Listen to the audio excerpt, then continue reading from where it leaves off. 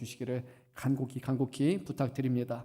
최근에 그런 생각이 듭니다. 저희 교회에게 주시는 말씀이요, 의도한 것은 아닌데 기도하라는 말씀을 계속해서 주고 계세요.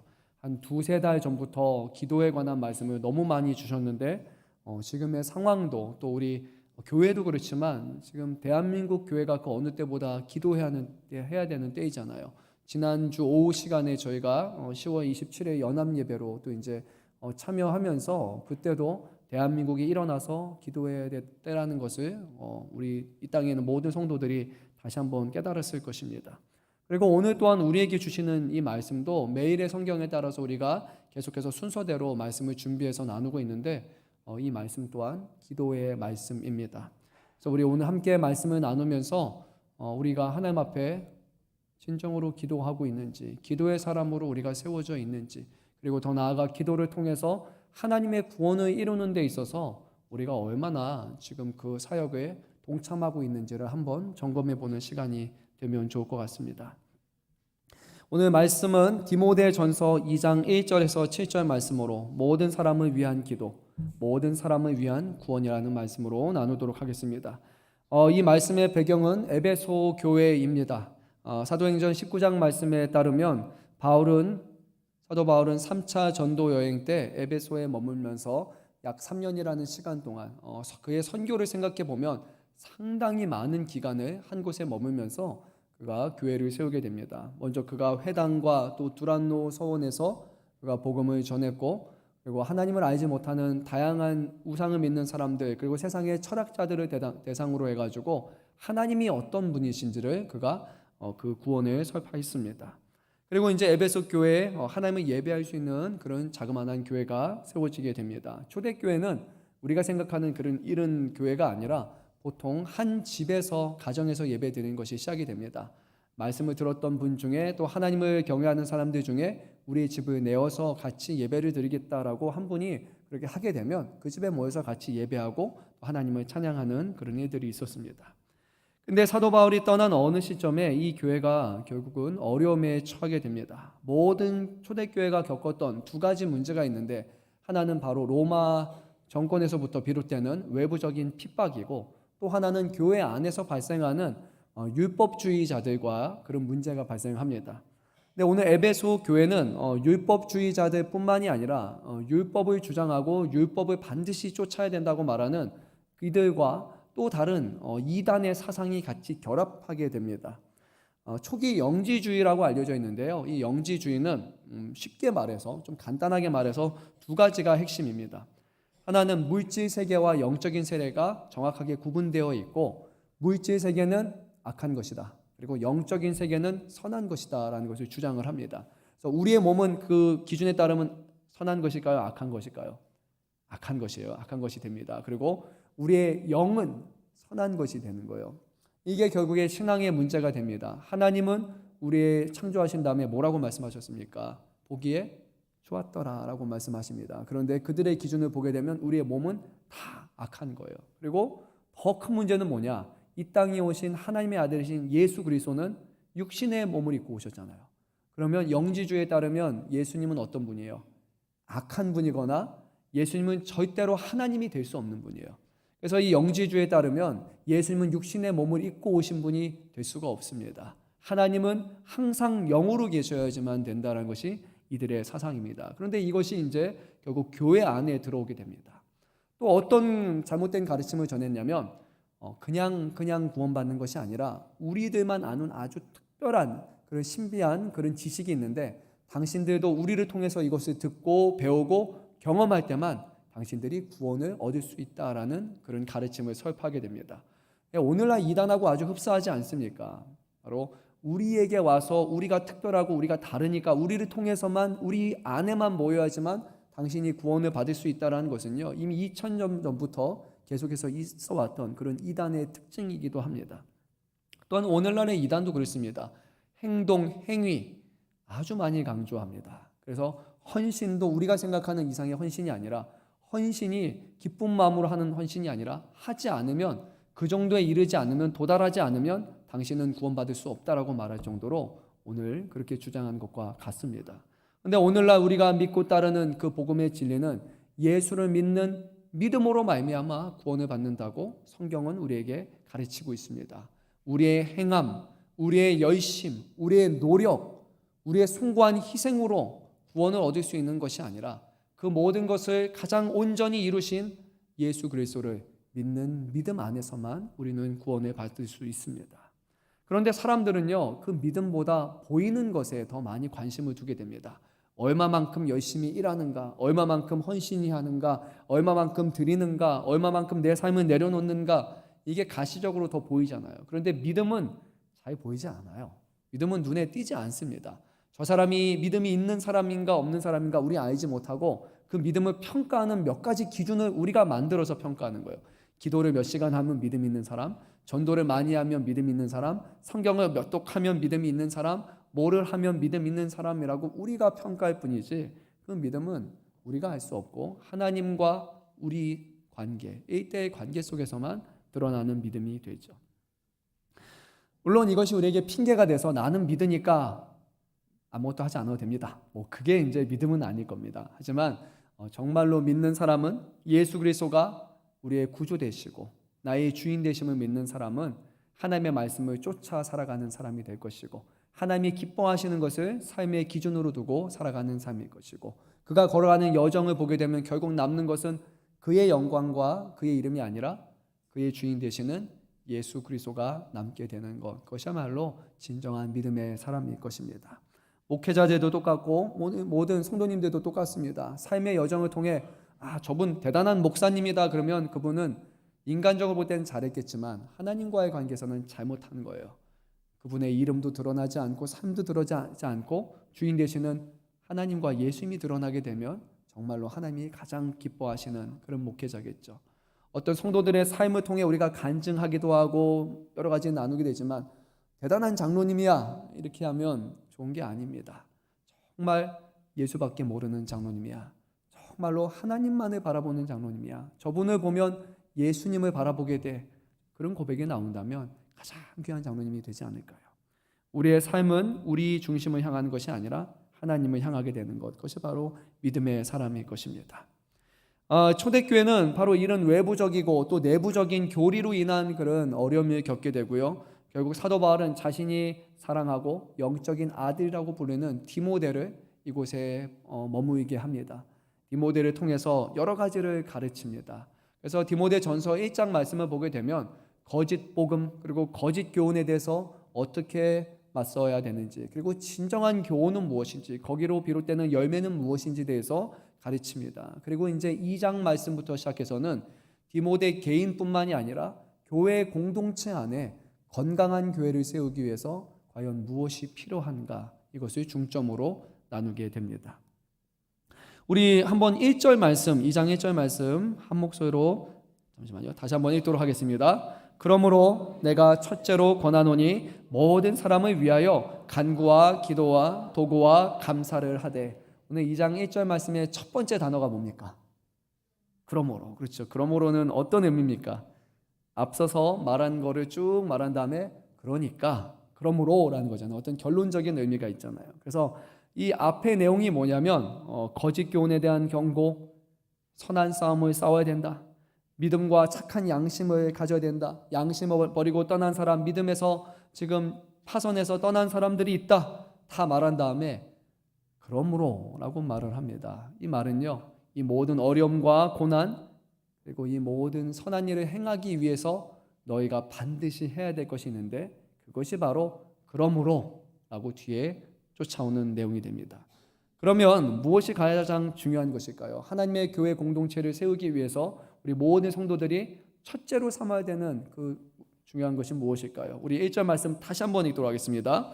그러므로 내가 첫째로 권하노니 모든 사람을 위하여 간구와 기도와 도구와 감사를 하되. 제가 일부 시간에도 말씀드렸지만 아마 오늘 예배가 끝나면 여러분 1절을 암송하실 수도 있습니다. 그 정도로 반복해서 우리가 읽을 겁니다.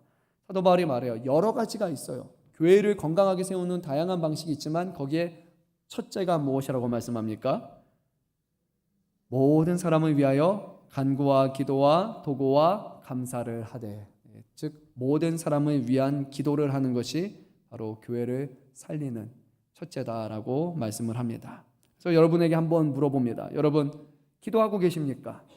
기도 안 하는 사람 없을 거예요. 그렇죠? 밥 먹을 때 기도하고 아침에 잘 때 다 기도할 겁니다. 그러면 제가 여러분께 여쭤봅니다. 누구를 위해서 기도하십니까? 여러분 자신과 여러분의 가족을 제외한 다른 사람을 위해서 여러분 얼마나 많은 기도의 시간을 쏟고 계십니까? 어떤 분들은 주여라는 말이 나올 수도 있을 정도로 그렇죠? 생각해 보니까 나와 내 가족과 내 주변만 했고 모든 사람을 위한 기도는 너무나 생소하게 느껴질 수 있을 겁니다. 모든 사람이라면 이 자리에 있는 모든 사람뿐만이 아니라 세상 저편에 있는 사람까지 내가 알지 못하고 관심이 없는 어떤 선교지의 누군가일 수도 있고 지금 북녘 누군가에서 북한 땅에서 고난받고 힘들어하는 아무개 누군가일 수도 있고 전혀 나와 상관없는 그 누군가를 위해서 모든 사람을 위해서 기도해야 된다고 성경은 분명히 말씀합니다. 이어서 더 말씀드리겠지만 특별히 여기서 해당하는 모든 사람이란 유대인들 또 이 당시에 있었던 이 에베소 교회의 기준으로 보게 되면 절대로 기도하지 않을 대상을 가리키면서 그들을 모든 사람에 포함시키는 것을 보게 됩니다. 그래서 우리의 기도에는요 지경이 좀 넓어져야 돼요.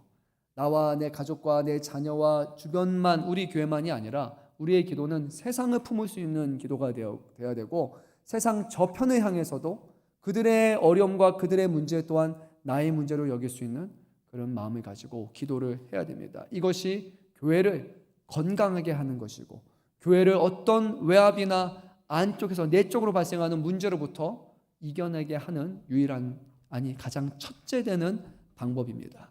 기도하지 않고 문제를 하게 되면 결국 사람의 생각이 나오게 되고 사람의 말이 나오게 됩니다. 기도에서 한 마음으로 하나님의 뜻을 구하지 않게 되면 사람의 뜻을 모으게 돼요. 목소리 큰 사람 몇 사람 그리고 맞아 보이는 거, 논리적인 거 될 수 있어요. 근데 아무리 논리적이어도 그것이 하나님이 중심이 되지 않으면 성경적인 것이 아니고 하나님의 기뻐하신 뜻이 되지 않는 거예요. 교회 안에서 이루어지는 모든 일들은 기도로 시작이 되어야 됩니다. 기도하지 않고 사람의 일을 행해서는 안 됩니다. 기도로 하나님의 뜻을 구하는 것이야말로 교회를 어려움 가운데 지키는 것이고 바로 하나님이 기뻐하시는 길로 나아가는 첫째 되는 길이라는 것을 우리는 반드시 기억해야 됩니다. 오늘 1절 말씀을 보게 되면 이 기도를 특별히 4개로 아주 자세하게 그렇게 구분을 합니다. 그래서 우리가 이 4가지를 조금 더 자세히 살펴보도록 하겠습니다. 4가지는 무엇이냐면요. 첫째는 간구, 둘째는 기도, 셋째는 도고, 넷째는 감사입니다. 모두 다 하나의 기도에 포함되는 내용이지만 사도 바울은 이것을 좀 세분화시켜가지고 구체적으로 우리에게 말씀하고 있습니다. 그래서 이 시간에 우리가 이 4가지를 조금 더 살펴보고자 합니다. 첫 번째 간구는 무엇이냐면 우리의 어떤 필요를 충족시키기 위해서 하나님 앞에 긴급하게 요청하는 것이 간구입니다. 우리가 잘 아는 말씀 야고보서 5장 15절에서 16절 말씀인데요. 말씀을 우리 한번 읽어보도록 하겠습니다. 믿음의 기도는 병든 자를 구원하리니 주께서 그를 일으키시리라. 혹시 죄를 범하였을지라도 사함을 받으리라. 그러므로 너희 죄를 서로 고백하며 병이 낫기를 위하여 서로 기도하라. 의인의 간구는 역사하는 힘이 큼이니라. 아멘. 이 말씀은 제가 너무나 좋아하는 말씀입니다. 여기서는 우리의 어떤 병, 우리의 죄의 문제를 놓고 기도하는 건데 그런데 놀랍게도요. 혼자 자기의 죄, 자기의 어려움을 놓고 기도하는 것이 아니라 성경 말씀을 보게 되면 서로 기도하라. 그리고 의인의 기도는 간구하는 힘이 크다라고 말한 것처럼 서로를 위해서 도구하고 서로의 문제와 서로의 어려움을 놓고 같이 기도하면 하나님이 그것을 들으시고 응답하신다라는 그런 고백이에요. 그래서 저도 교회 안에서 어려움이 있는 성도들 볼 때마다 하나님께서 말씀을 주셨잖아요. 그래서 저는 할 수 없지만 저는 또 의인도 아니지만 그런데 내가 아는 의로우신 예수 그리스도가 이 부족한 종을 또 의롭다 칭하시기 때문에 그리고 나의 주인 되시는 그분의 이름에 빌어서 오늘 우리 성도를 위해서 간구하오니 주님께서 어루만져 주시고 고쳐달라고 그렇게 기도를 하죠. 우리는요 병든 자를 위해서 기도할 수 있습니다. 죄로 인해서 어려움을 겪는 사람을 위해서 기도할 수 있습니다. 모든 문제에 대해서 우리는 하나님 앞에 간구할 수 있어요. 성경은 이것을 우리에게 가르쳐주고 있습니다. 기도할 수 있는데 예전에 그런 찬양 기억나시죠? 기도할 수 있는데 왜 걱정하십니까? 맞나요? 그렇죠? 근데 제가 어제 갑자기 이 찬양을 혼자 생각나다가 그런 생각이 들었어요. 요즘에 이 찬양을 우리가 부르지 않아요. 근데 어느 순간 이런 생각이 들었어요. 일할 수 있는데 왜 기도하십니까? 순간 그런 생각이, 안 좋은 생각인데 그런 생각이 들었어요. 요즘에 우리는 그렇게 기도하지 않아요. 열심히 기도하고 예전처럼 밤이 새도록 기도할 바에는 내가 가서 문제를 해결하면 되고, 문제를 도와줄 수 있는 사람을 찾는 것이 우선이 되는 것 같아요. 예전에 우리의 부모 세대들, 아니 우리 초대교부터 시작해서 모든 하나님의 사람들은 내가 일을 하는 것이 아니라 기도하고 하나님의 도우심을 구하는 것이 첫째가 되었습니다. 그런데 오늘날 우리의 사회는 우리가 할 수 있는 것이 너무나 많아졌어요. 그리고 우리의 삶의 대부분의 문제는 알다시피 돈의 문제인 경우가 많습니다. 돈과 건강, 이 두 가지 문제 다 해결이 되잖아요. 그래서 하나님 앞에 기도하기보다는 돈으로 해결하려는 모습이 우리 안에 종종 보이는 것 같습니다. 하나님의 사람은 돈으로 일하는 것이 아니라 하나님 앞에 기도로 일하는 사람이라는 것을 우리는 반드시 기억해야 됩니다. 그때 비로소 하나님이 우리를 얼마나 사랑하시는지, 하나님이 지금도 살아 역사하시는 하나님이시고 하나님의 기적과 능력은 오늘날에도 변함없이 나타난다는 것을 우리는 깨닫게 될 것이에요. 똑같이 문제가 해결되었지만 하나는 사람의 힘에 의해서, 하나는 하나님의 능력에 의해서 이루어질 수 있습니다. 우리 교회는 사람의 방식이 아니라 하나님의 방식으로 일하는 사람이 되어야 됩니다. 둘째는 일반적인 기도입니다. 여기는 기도는 하나님의 뜻과 하나님의 응답하심을 구하는 그것이 바로 기도라고 말합니다. 마태복음 21장 13절 말씀 보면 예수님은 성전, 오늘날 말하면 교회를 일컬어서 이렇게 말씀하셨어요. 이곳은 기도하는 집이다. 마가복음이었나요? 만인이 기도하는 집이다 라고 또 이렇게 표현을 하죠. 그런데 이 기도하는 집을 사람들이 강도의 소굴로 만들었다고 책망하셨습니다. 이곳은 하나님의 도우심을 구하고 하나님의 능력을 경험하는 곳이어야 되고 상한 마음과 어려움들을 좀 앞에 내려놔야 되는 것인데 무엇이 차지하게 됐어요? 돈이 매매하는 사람들로 이곳이 채워지게 됩니다. 결국 예수님이 오셔서 거기서 장사하는 사람들 다 쫓아내셨던 것을 우리가 잘 압니다. 사도행전 6장 4절에서 사도들이 7지사를 세우는 것에 관한 말씀에서도 사도들은 우리가 해야 되는 역할에 대해서, 사도들의 역할에 대해서 이렇게 증언했습니다. 우리는 오로지 기도하는 일과 말씀 사역에 힘쓰리라 하니, 여기서 말하는 기도는 기도의 행위 자체가 아니라 모든 일에 하나님의 뜻을 구하는 것이고 하나님의 기뻐하시는 뜻을 쫓아서 그 가운데 하나님의 말씀을 전하는 것을 포함하는 겁니다. 기도는 우리의 생각을 내려놓는 겁니다. 하나님의 기뻐하시는 뜻을 쫓는 겁니다. 바쁜 삶 가운데 위급하고 다급한 상황 속에서도 우리는 기도를 먼저 해야 됩니다. 그때 하나님의 선하신 뜻이, 하나님의 선하신 능력이 그곳에서 일하기 시작을 합니다. 세 번째는 도고입니다. 여러분, 도고 익숙하신 분도 있지만 조금 익숙하지 않은 분도 있어요. 그렇죠? 과거에는 우리가 중보라고 그렇게 불렀습니다. 중보기도 부르다가 어느 순간 우리가 중보기도라고 하지 말고 도고기도라고 하자라고 이제 바뀌었어요. 그 이유가 이 중보하면 떠오르는 분이 딱 한 분 계시잖아요. 예수님이 계신데 중보자, 진정한 중보자는 하나님과 우리 사이에 있는 예수님밖에 없으니까 우리가 중보라는 표현이 아니라 도고라는 표현을 쓴 것이 적절하다. 중보자는 예수님이다. 그래서 우리가 오늘날에는 도고라는 표현을 우리 교회에서는 사용을 합니다. 이 도고는 본래 고위 공무원이나 공식 기관에 이제 공식적으로 요청하는 것을 의미해요. 그냥 도와주세요가 아니라 서류를 준비해 가지고 이런 여로 인해서 이렇게 하는 것이 합당하니까 이런 청을 들어주십시오라는 겁니다. 그래서 이 도고를 하나님 앞에 드린다는 것은 하나님 이런 이유가 있어요. 이렇게 하셔야 됩니다라는 어떤 여러분이 근거와 확신을 갖고 하나님 앞에 기도하는 거예요. 우리는 이런 근거가 있잖아요. 하나님의 자녀라는, 하나님의 언약 백성이라는 우리의 새로운 신분이 있기 때문에 모든 일에 하나님 앞에 아릴 수 있고 하나님의 응답을 기대할 수 있는 거예요. 근데 이것을 나를 위해서 하는 것이 아니라 다른 사람을 위해서 내가 공식적으로 요청하는 것이 바로 도고입니다. 그리고 넷째는 감사입니다. 감사는 하나님께서 베푸신 것에 대한 우리의 긍정적인 반응입니다. 우리 한번 디모데전서 4장 4절에서 5절 말씀을 읽도록 하겠습니다. 하나님께서 지으신 모든 것이 선함에 감사함으로 받으면 버릴 것이 없나니 하나님의 말씀과 기도로 거룩하여 짐이라. 아멘. 하나님이 지으신 모든 것이 선하기 때문에 우리는 감사함으로 받으면 된다라는 말씀이에요. 여기서 말하는 감사는 내가 생각하기에 좋으면 감사, 내 마음에 들지 않으면 감사가 아니에요. 이런 게 아니라 하나님이 하신 모든 것은 다 선하시니까 우리는 그것에 다 감사함으로 받아야 된다는 거예요. 여러분 어떻게 그런 감사로 살아가고 계십니까? 아니에요? 대학교를 들어가야 되는데 내가 지원한 학교는 여기예요. 하나님 여기 가면 열심히 우리의 자녀가 하나님 위해서 헌신하겠습니다. 여기 가면 거리도 가깝고 지역도 좋고 환경도 좋으니까 하나님 더 잘 섬길 수 있을 것 같아요. 간절히 기도해요. 근데 여기가 안 돼요. 그러면 우리 마음엔 감사가 사라지겠죠. 그렇죠? 근데 그게 아니라 감사란 그것조차도 하나님이 허락하신 것이라면 하나님의 그 안에서 하나님의 뜻을 찾으려 하고 이 자리에서 이곳에서 내가 어떻게 하나님께 영광을 돌려야 될지를 생각하는 것이 바로 감사가 되죠. 원하는 집 있는데 거기 가지 못하고 원하는 직장을 갖지 못하고 내가 원하는 삶을 살아가지 못한다고 해서 하나님 항상 불평으로 살아가는 것이 아니라 하나님이 지으신 모든 것이 선하기 때문에 하나님이 우리에게 주시는 모든 것이 다 선하기 때문에 거기서 만족하고 하나님 앞에 영광을 돌리는 것이 감사가 되어야 됩니다. 오늘 4절 5절 말씀처럼 하나님께서 행하신 모든 것을 감사함으로 우리가 받는다면 버릴 것이 없게 됩니다.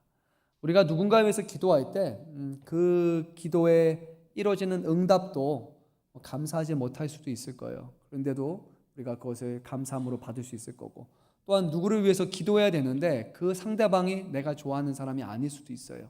하지만 하나님이 기도하게 하신다면 그것도 감사함으로 받는 것이 우리의 마음이 되어야 됩니다. 비록 우리의 생각과 다른다 할지라도 하나님은 그것을 통해 신실하게 역사하심을 아마 여러분들 한 번씩 다 경험하셨으리라 저는 생각이 듭니다.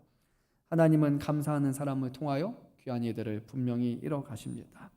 간구, 기도, 도고, 감사 네 가지를 기억하시기 바랍니다. 근데 이제 가장 중요한 것이 그 다음에 뒤따르게 됩니다. 모든 사람을 위해서 기도하는 것이 마땅하다고 했는데 특별히 이어지는 2절 말씀을 보게 되면 에베소 성도들이 기도하기 싫어하는 사람을 이제 언급을 하면서 너희가 그들을 위해서 기도하는 것이 마땅하다고 얘기를 합니다. 우리 2절 말씀 한번 읽어보도록 하겠습니다. 임금들과 높은 지위에 있는 모든 사람을 위하여 하라. 이는 우리가 모든 경건과 단정함으로 고요하고 평안한 생활을 하려 함이라. 아멘. 에베소 성도였다면요, 여러분 이 말씀을 봤을 때 이랬을 거예요. 아니면 경악을 하거나 아니면 탄식을 했을 겁니다. 아니 어떻게 기도하라고요? 라고 그런 질문이 막 의아함이 막 터져 나왔을 거예요. 의구심이 나왔을 거예요. 잘못 적은 거 아니에요? 라고 할 만큼 그렇게 이 말이 상당히 불편한 말입니다. 그 이유는 크게 두 가지로 볼 수 있는데 하나는 원래 유대인의 전통은요 위정자들을 위해서 기도하지 않습니다. 권력자들과 위정자들을 위해서 기도하지 않아요. 그리고 또 누구를 위해서 기도하지 않는다면 이방인들을 위해서 기도하지 않습니다. 우리 유대인들을 위해서는 기도해도 되는데 뭐 헬라 사람, 미국 사람, 한국 사람 지금 유대인의 기준으로 봤을 때는 우리 유대인만 잘 살고 나머지는 위해서는 도와달라는 기도를 하지 않습니다. 근데 오늘 말씀에 보게 되면 이 모든 것에 다 반하는 말씀을 전하고 있어요. 먼저 2절 말씀 보면 임금들과 높은 지위에 있는 사람들, 유대인들이 아닙니다. 그 당시에 유대인은 지금 이스라엘은 로마의 속국이 됐어요. 모든 임금들은 모든 위정자들은 다 로마 사람들이고 그리고 이 유대인들을 억압하고 그들을 다스리는 그런 이방인들을 가리키는 거예요. 뿐만 아니라 그리스도인들의 기준으로 보게 되면 이 위정자들은 하나님을 믿는 사람들을 박해하는 사람이에요. 2세기 당시에 1세기 당시에 어떤 일이 일어났냐면 그리스도인들을 아무런 이유 없이 잡아다가 사자의 먹이로 줬어요. 여러분도 아실 겁니다. 뿐만 아니라 그리스도인들을 잡아다가 불로 태워가지고 자신의 정원을 밝혔던 그런 로마 황제 네로라는 사람도 있습니다.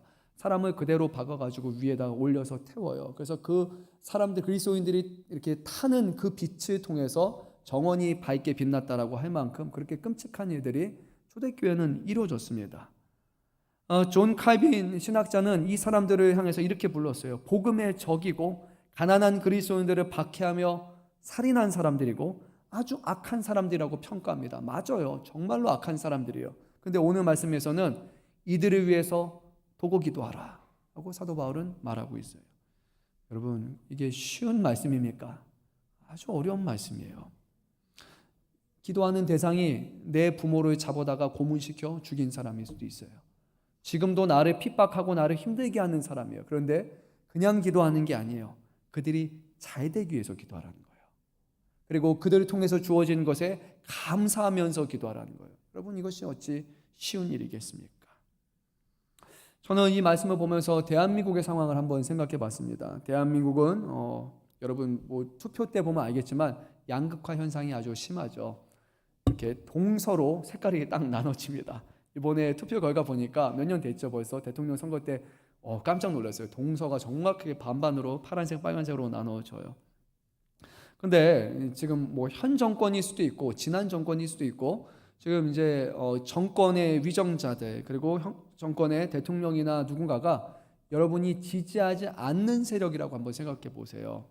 그러면 여러분 이 대통령과 위정자들을 위해서 기도할 때 뭐라고 기도하겠습니까? 솔직하게 여러분 뭐라고 기도합니까? 하나님 그들을 사용하셔서 나라가 잘 되게 해주십시오라고 여러분 기도하십니까? 아니면 빨리 내려오게 해주십시오. 정권 심판되게 해주십시오. 대통령 탄핵이 일어나게 해주십시오. 잘못된 것 다 드러나가지고 망신당하게 해주시고 정말 제가 원하는 사람 우리 이쪽 파가 잘 돼서 정말 나라를 다스리게 해주십시오. 여러분 혹시 그렇게 기도하십니까? 예수 믿는 사람은요 어디 가서 우리가 어떤 사람을 믿고 이스라엘 사람이 어떻다 저 정권은 어떻다 이런 말을 하면 안 돼요. 예수 믿는 사람은 그 문제를 가지고 하나님 앞에 기도를 해야 되는데 뭐라고 기도해야 되냐면 이 사람들 하나님이 세우신 사람이니까 잘 되게 해주세요 라고 기도해야 되는 거예요. 내가 싫어하는 정치인이라 할지라도 내가 싫어하는 정당이라 할지라도 그들이 지금 잡고 있다면 하나님 그 사람을 들어서 그 사람들의 필요를 채워주시고 그 사람을 통해서도 하나님의 영광이 드러날 수 있도록 해주십시오라고 그렇게 기도를 해야 된다는 거예요. 여러분 이런 기도 하고 계십니까? 근데 오늘 사도 바울은 그렇게 기도하는 것이 바로 교회에 주신 사명이다라고 말씀하고 있습니다. 특정 어떤 정당을 폄하하거나 함부로 말하거나 그런 것은 결코 성경의 가르침이 아닙니다. 사도 바울은 그리스도인들을 잡아 죽이는 일이 그들을 향해서 저주 기도가 아니라 그들을 위한 기도를 하라라고 분명히 말씀하였습니다. 우리 다시 한번 1절 말씀을 읽어보겠습니다. 그러므로 내가 첫째로 권하노니 모든 사람을 위하여 간구와 기도와 도고와 감사를 하되 이 말은 아까 말씀드렸던 네 가지를 정리하면 이런 거예요. 하나님 이들의 필요를 채워주십시오. 그들이 병이 걸렸다면 그들의 병을 고쳐주십시오. 그들이 직면한 문제를 해결해 주십시오. 그리고 그들을 통해서 주어진 모든 것을 우리가 감사함으로 받을 수 있도록 이것조차도 하나님의 선하신 뜻임을 받을 수 있도록 주님 도와주십시오. 이것이 사도 바울이 에베소 교회 디모데라는 사람을 통해서 가르친 내용이고 이것이 하나님이 오늘 우리에게 말씀하시는 내용입니다. 초대교회 성도들이 이것을 어떻게 받아들였을까요? 말도 안 됩니다라고 했을까요? 아니면 아멘이라고 했을까요? 여러분 어떻게 생각하십니까? 정확하게 모든 성도들이 어떻게 따라하는지 알지는 못하지만 역사적인 자료가 하나 있습니다. 사도 바울과 베드로에게 이제 직접 가르침을 받은 것으로 알려진 로마의 클레멘트라는 그런 우리는 오늘날 표현으로 보게 되면 목사님이라고 그렇게 불러야 되겠죠. 나중에는 이 로마의 교황 4세가 된 것으로 제가 그렇게 알고 있습니다. 2세기 초 로마 통치자와 그리고 총독을 위해서 이런 기도를 이 목사님이 했습니다.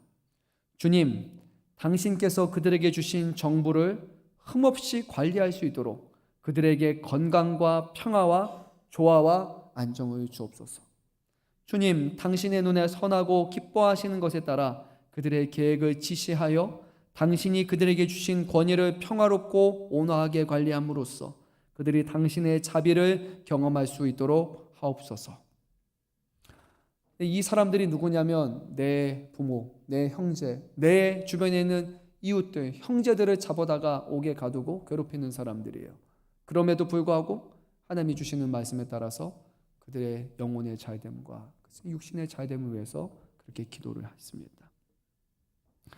우리와 다른 방식의 핍박을 경험했던 초대교회 성도들이었지만 그들이 그 정권과 억압자들과 맞서는 방식은 무력 항쟁이 아니라 바로 평화의 기도였다는 것을 우리는 기억해야 됩니다.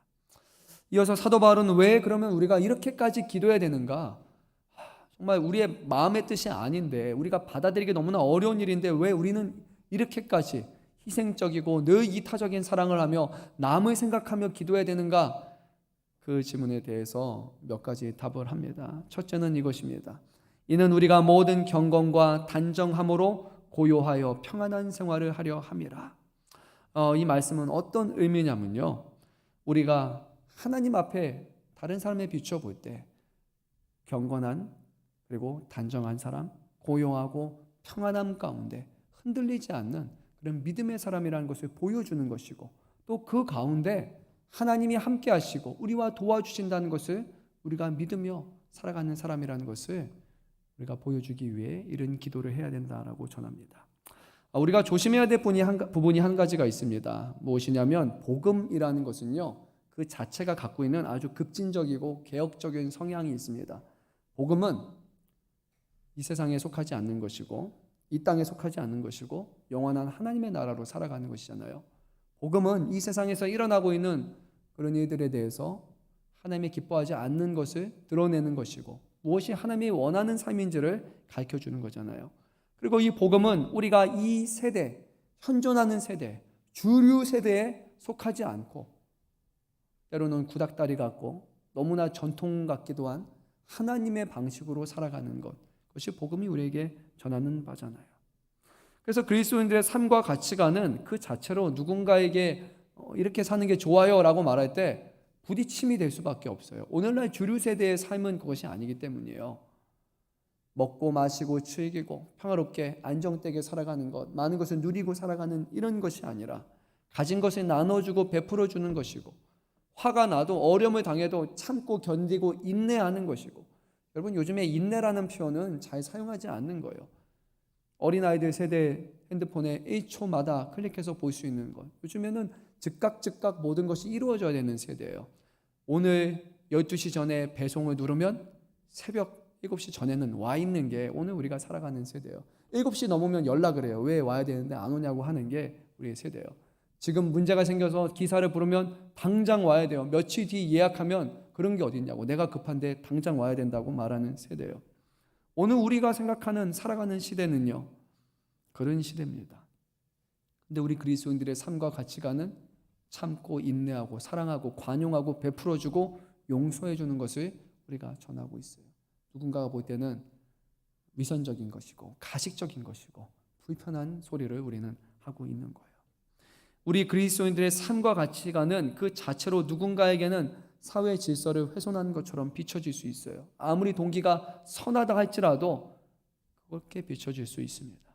그래서 그리스도인들이 세상을 변화시키는 방법은 사람의 숫자로라는 게 아니에요. 권력으로 하는 게 아니에요. 힘을 규합해서 목소리를 높여서 세상을 변화시키는 것이 결코 아니에요. 오늘 주시는 말씀에 따라서 오직 경건함으로, 오직 단정함으로, 고요함과 평온 속에서 하나님 앞에 기도하고 하나님을 의지하는 방식을 통해서만 우리가 이 일을 이루어가야 된다고 성경은 분명히 우리에게 말씀합니다. 지난 주일에 아시는 분은 아시겠지만 우리 10월 27일 연합 예배를 드렸습니다. 우리 교회에 가신 분도 있고, 또 우리 교회는 오후 예배도 영상에서 봐줬고, 현장 가신 분 여러 다양한 분이 있었는데, 현장 가셨던 분들이 숫자 보니까 110만 명 정도 된다고 하고, 영상으로 보신 분들 수도 상당히 많은 것으로 알려졌습니다. 저도 이 연합 예배에 앞서서 상당히 우려가 많이 되었었어요. 어떤 거냐면, 혹여라도 이 연합 예배를 통해서 교회가 갖고 있는 어떤 정치적인 편향성이 드러나지 않을까라는 그런 부분에 대한 우려가 있었고, 예배를 가장한 정치 시위가 되지 않을까라는 그런 우려가 있었습니다. 예배는 우리의 피로를 채우는 것이 아니라 하나님께 영광을 돌리는 것인데, 혹시 예배가 수단이 되어서 우리의 목소리를 높이는 그런 결과를 초래하지 않을까, 그런 염려가 분명히 있었습니다. 그랬는데 감사하게도 제가 이곳에서 예배를 다 드린 동안 그런 우려스러운 일들은 없었습니다. 초교파적으로 모였기 때문에 교단마다 차이가 있어서 상당히 어려움이 있을 것이라고 생각했는데, 제 기준을 볼 때 생각보다 너무나 평화롭게 잘 이루어졌고, 거기 있던 성도님들도 일사불란하게, 그리고 다투지 않고 시위하지 않고 예배를 잘 드렸다고 저는 그렇게 소식을 들었습니다. 특히나 그 중에 한 가지 순서가 인상이 깊었어요. 바로 침묵 기도라는 것이었습니다. 100만의 사람들이 모여서 소리를 지르는 것보다 때로는 100만의 사람들이 2분 동안 침묵하는 것이 더 큰 힘을 발휘하겠다고 생각이 듭니다. 하나님 앞에 경건함으로 그 문제를 맞이하는 것, 하나님 앞에 맡기는 것이 바로 교회의 힘일 것입니다. 물론 예배 시작에서 예상한 것처럼 세간의 평가는 그다지 다 좋지만은 않았어요. 비교적 잘 얘기한 그런 사람들도 있지만 아무런 상관없이 그냥 귀찮게 얘기하는 사람도 있고, 어떤 언론 매체에서는 아주 부정적으로 편향적으로 얘기하기도 합니다. 제가 몇 가지를 제목만 여러분에게 가져왔습니다. 재미로 들으시기 바랍니다. KBS는 이런 제목의 보도가 나갔어요. 개신교 대규모 도심 집회, 포괄적 차별금지법 반대, 이렇게 딱 제목이 헤드라인이 잡혔습니다. MBC에서는 서울 도심서 개신교 단체 대규모 집회, 교통 혼잡 빚어져, 이렇게 얘기했어요. SBS에서는 창조주 부정 그러면서 개신교 차별금지법 동성혼 반대 대규모 집회라고 합니다. 여기는 예배라는 표현을 사용하지 않습니다. 다 집회라고 사용을 합니다. 서울신문에서는 귀 찢어질 듯 광화문 집회 소음 폭탄, 시민들 불편, 이렇게 평가를 했어요. 연합뉴스에서는 1027 연합 예배, 처음으로 예배가 나왔네요. 예배 개최, 창조주 부정하고 성오염과 생명경시 우려.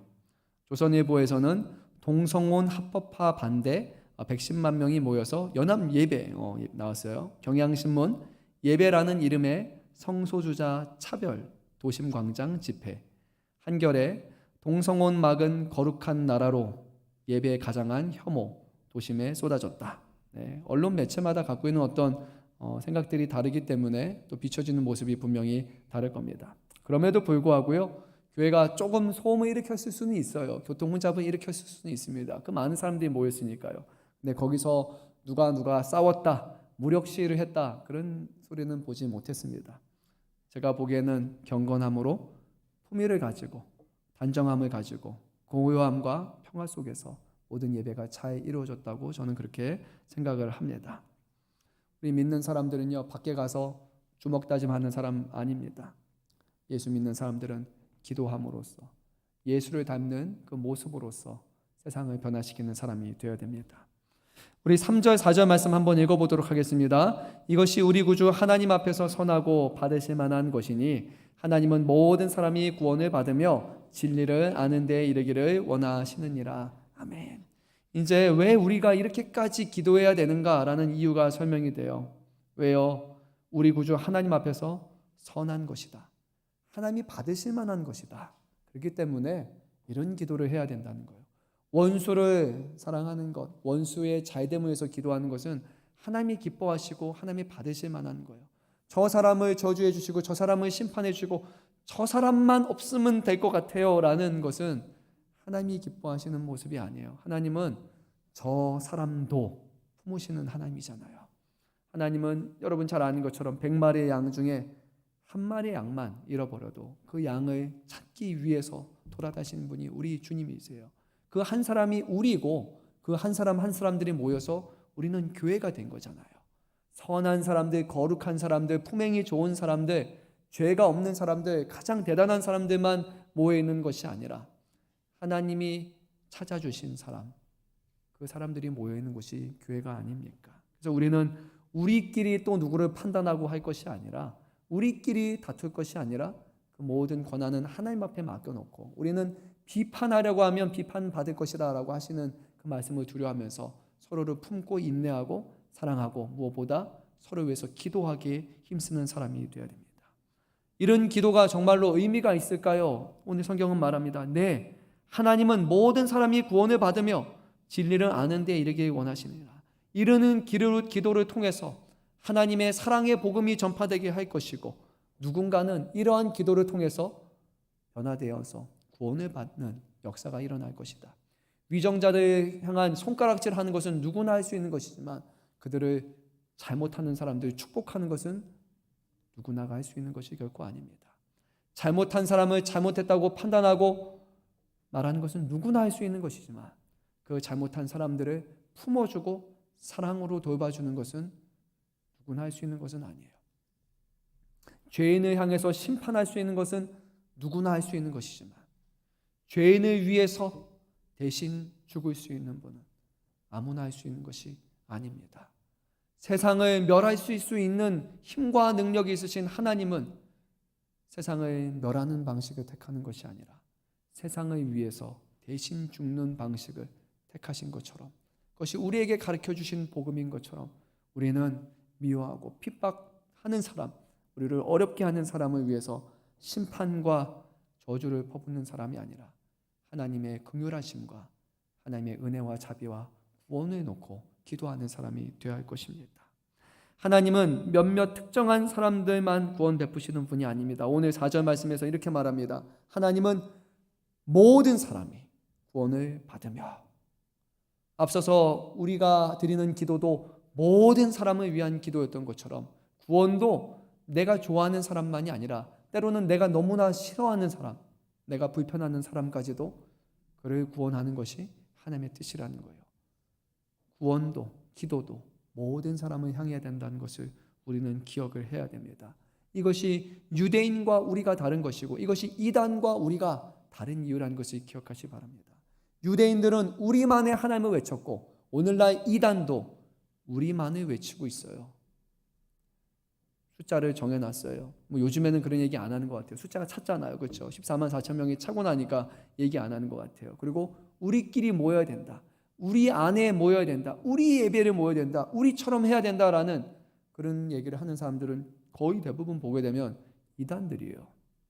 하나님의 마음은 이단도 구원하시는 거고 박해하는 자도 구원하시는 게 하나님의 마음이라는 것을 우리는 기억해야 됩니다. 우리 아는 것처럼 예수님의 뜻은 예루살렘과 유대와 온 유대와 사마리아와 땅끝까지 이르러서 증인이 되는 것입니다. 박해 속에서 박해하는 로마 왕권을 위한 도고기도는 다른 것이 아니라 모든 사람의 구원을 위한 하나님의 뜻을 이루는 것임을 우리는 말씀을 통해서 깨닫게 됩니다. 생각해 보면 그래요. 신앙의 박해의 문제가 해결되는 방법은 그 사람들과 논쟁에서 이기는 것이 아니라 그 사람들을 넘어뜨리는 것이 아니라 그 박해자가 예수 믿고 거듭나는 것밖에 없다는 것을 압니다. 사도 바울과 같이 예수 믿는 사람들을 감옥에 넣고 죽이려 했던 그 사람이 예수를 믿고 변화되어서 땅끝까지 복음을 전했던 것처럼 오늘도 예수 믿는 사람들을 박해하고 거짓된 일을 행하는 사람들을 위해서 우리는 그의 영혼이 주님을 만나서 변화될 수 있도록, 그가 박해자가 아니라 예수를 만나는 증거자가 될 수 있도록 그렇게 기도하는 것이 우리에게 주시는 평생의 사명이라는 것을 기억해야 됩니다. 모든 순간순간마다 우리 주님을 기억하시고 그 주님 앞에 기도함으로써 주님이 기뻐하시는 교회를 세워가는 저와 여러분 되시기를 주님의 이름으로 축원합니다. 우리에게 맡기신 사명입니다. 사랑하는 성도 여러분, 기도의 자리에 나오시기 바랍니다. 시간이 있어서 정하는 기도 아니에요. 여러분 알잖아요. 시간은 늘 모자릅니다. 그런데 우선순위에 두느냐 아니냐가 중요한 거예요. 기도를 잘 때, 마지막에 시간 남을 때 하려는 사람은 늘 못하게 될 겁니다. 할 일 다 끝나고 나서 여유가 되면 말씀 복귀하는 사람 절대 못 있습니다. 하지만 기도를 첫째로 두는 사람, 말씀을 첫째로 두는 사람은 어떠한 상황 가운데도 반드시 그 일을 할 수 있습니다. 저는 저와 여러분들이 기도를 첫째로 두는 사람이 되기를 원합니다. 하나님의 능력과 하나님의 역사하심을 경험하는 우리 교회가 되기를 원합니다. 사람들이 일을 다 하고 나서 안 되는 것, 어려운 것 그때 가서 하나님 앞에 맡기는 우리들이 아니라 모든 시작부터 하나님 앞에 기도하고 하나님의 뜻을 구하고 주님의 영광이 나타나는 우리 주님의 몸된 교회가 될 수 있도록 우리 함께 기도했으면 좋겠습니다. 어제 우리 매월 첫째 주 토요일마다 우리가 이제 온 가족 비전 새벽 기도회를 갔는데 어제 너무 감사했어요. 정말 그 자리가 앉을 자리가 별로 없을 정도로 다 채워져 있는 것을 보면서 안 그래도 우리 다시 이제 여기로 와서 예배 드려야 되나라는 그런 생각이 문득 들 정도로. 근데 꼭 이런 생각하면 그 다음번에 숫자가 좀 줄고 막 이러는데 그게 아니라 정말 매 자리가, 매 예배 자리가, 매 새벽의 자리가, 매 기도의 자리가 정말로 기도하기에 힘쓰는 사람들로, 하나님을 의지하고 믿는 사람들로 채워질 수 있기를 바랍니다. 그리고 그 자리에 저와 여러분들이 그 자리의 주인공이 될 수 있기를 간절히 소망합니다. 제가 기도합니다. 사랑이 많으신 주님, 오늘도 주님께서 우리